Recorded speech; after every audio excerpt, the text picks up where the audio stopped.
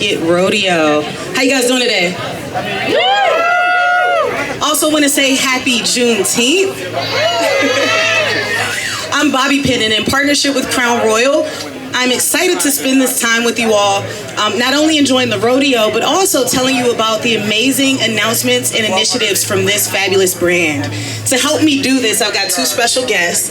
I have equestrian, horsewoman, and activist Brianna Wade. Brianna Noble, excuse me. And Compton Cowboys solo cowgirl, Kiera Wade. How are you? I'm doing good. Thank you. Ladies doing phenomenal.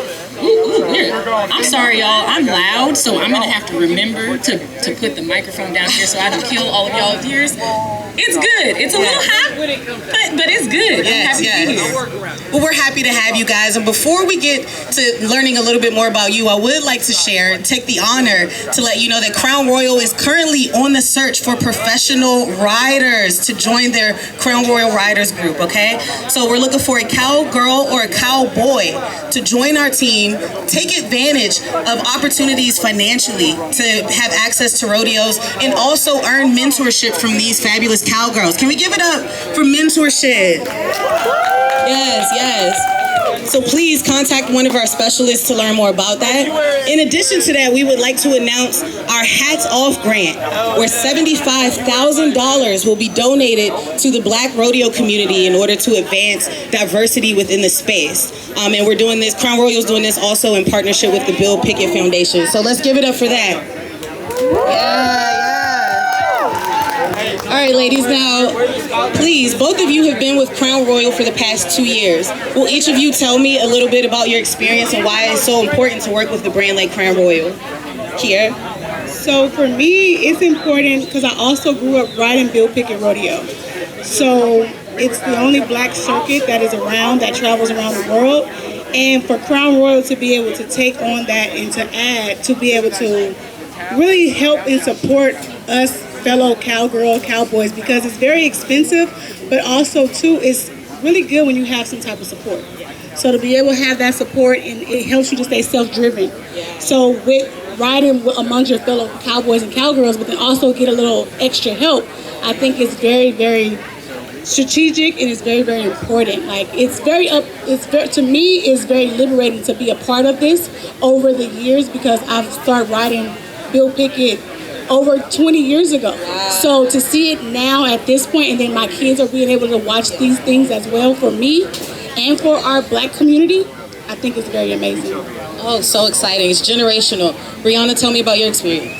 Well, this is my second year here in Fort Worth, Texas, celebrating Juneteenth with Crown Royal and the Bill Pickett International Rodeo, and this means everything for me. I mean, I'm a little bit different than your average cowgirl. I grew up in the city. I didn't get to see a bunch of cowboys and cowgirls all over the place. I am a person that didn't really have anybody to look up to. So to see a company like Crown Royal making this more mainstream and showcasing the cowboys and cowgirls of the Bill Pickett International Rodeo, for me, those were that was the first time when I went to the rodeo that I saw somebody that looked like me. The first time that I'd seen another black cowgirl on a horse. That is going to inspire so many young people to get into this sport. I love that. Will each of you briefly tell me a little bit about how you became interested in rodeo culture in general? So for me, I was born into it. I don't know the first time. I don't have the remembrance of the first time I was on a horse, because I was 8 months old. So this is all I know. And I just was able to get a chance to watch my mom compete, but also just to be around just to be around black people, to see them actually doing something competitively, but also still it's always like applauding, so you're rooting for the person that you're going against. But that just shows a different type of humanity.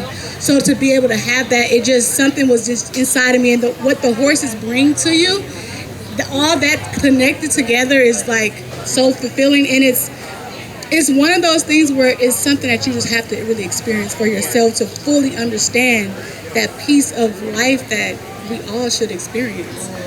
We all should experience rodeo culture. And Brianna, you shared already, your background is a little different. You're more of an equestrian or a horsewoman. So what does that mean?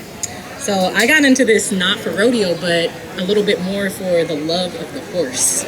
So what I do is a little bit different than these competitors that you see here doing these all of these events for sport. I actually am the person that starts the horses, so the one that puts the first ride on. I'm into speaking the language of the horse, and that's something that encompasses, so many different aspects of all of the different sports that we do. Rodeo is something that I've gotten involved with simply because it's so unique, because it reaches so many people. It reaches the mainstream. We have crowds of people that come out to witness all of the horsemanship that rodeo brings to the table. That is amazing. We have these brands that are now stepping up to be a part of this world. And that influence and the eyes that these companies bring are what really allows us to bolster our equestrian community and give these young people, just like with this Hats Off grant, a real opportunity to take part in this and really experience that magic that you're talking about with horses.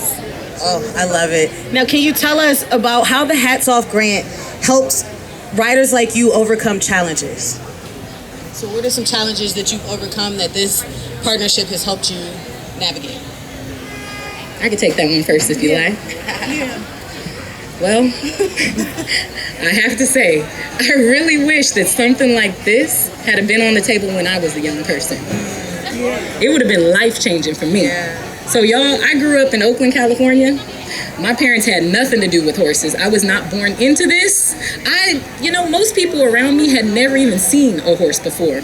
So when I was a teenager and I had my first horse, my butt was on public transportation with hay. Yes, as in I would stop at the local feed store. I would save up my money because I was broke to get that $25 bale of hay, because yes, California prices are a little interesting there when it comes to our hay. And I would make friends with all of the bus drivers on my route. And they would lower that wheelchair lift, and I would roll that bale of hay up onto that wheelchair lift, and they would cart me to the stop that was about a block before the ranch that I had my horse at. And I would go running down the street and grab a wheelbarrow and come back and put that bale of hay in the wheelbarrow and run back to the ranch, and that's how I fed my horse. And if I had that access to have a company, to have somebody that supported me, I've made it here with that start. But where could I be today? Where could these kids be with a little bit of support where they didn't have to work that hard for something that they love to do? Awesome story. So for me, like Brianna said, if we would have had this as growing up as kids, I believe, me being a professional barrel racer, I would have been able to go further. Because I grew up in Compton, and it wasn't something that was easy because we had to go out so far just to go to a barrel race. I didn't have rodeo. Bill Pickett is the only rodeo circuit I've ever ridden in, because it was a black rodeo circuit that traveled around the world, so it came to California. So to have not had that experience, but also being a community activist with the Compton Cowboys, this is what we're here to do, is to uplift and to let you know that regardless of what the odds are against you, at some point things can turn around for you and you'll be able to get going where you need to go as long as you stay focused. So to be a part of it is everything that I stand for, because I believe in just doing what you believe in and not worried about any of the obstacles that may come with that. So Crown Royal is saying yes with this HATS grant, that we are going to support you regardless of what your circumstances may be. Yes, I love that. Let's give it up to Crown Royal for the Hats Off campaign, making access to rodeo better than ever. Ladies, thank you so much for sharing your stories. Before I let you go, can each of you, the aspiring young riders, your little ones are here, the aspiring young riders out there, what advice would you give them? So for me, I would say, because I'm on a journey right now and the world will know about this very, very soon, of my accomplishments that I'm going to achieve. Besides what I have achieved so far. But I would like to say, whatever's in your heart, don't ever take it from that. Don't let nobody else talk you out of what you really truly desire to do, because when it's placed in your heart, it's for a reason. And don't look for validation, because that will derail you and that will discourage you. But you have to understand how to stay connected with yourself, but also find people that can connect with you to help you get to where you need to go. And once you're able to do that, you can do whatever you're capable of doing, but you have to make sure that you're have like emotional intelligence and emotional control, because people will try to talk you out of it because it's something that they never seen before. So with that, you have to make sure that you're in tune with yourself at all times, and whenever you feel off, you take a step back from everybody and you just make sure you get back to in line with yourself. There you go. And I would have to say, humble yourself to the horse. First and foremost, do not forget why all of us are here doing what we do, the horse. Before the competition, before the win, before the trucks, before the trailers, before the glitz and the fashion and all of that stuff, before the people that'll do good and do bad to you too. You think about that horse. And that horse is gonna keep you grounded. Do right by that horse. Don't think about the sport, think about doing right by that animal. Think about communicating with that animal, because the art of horsemanship is just in having a conversation with that animal, right? Don't nobody want to be yelled at.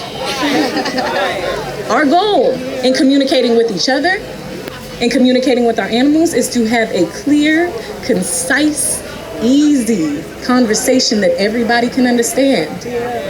And we've gotten away so much from that in our equestrian sports. So remember, humble yourself to the horse. Humble yourself to the horse. Let's give it up for our riders.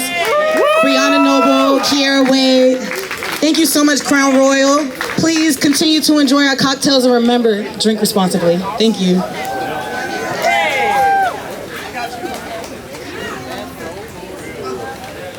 don't know how to turn it off. Tunes on. Oh, do you know how to turn it off? You just press that. I'm afraid to press. It won't like mess it up, right? No, you can just stop it, I think. It says it's recording.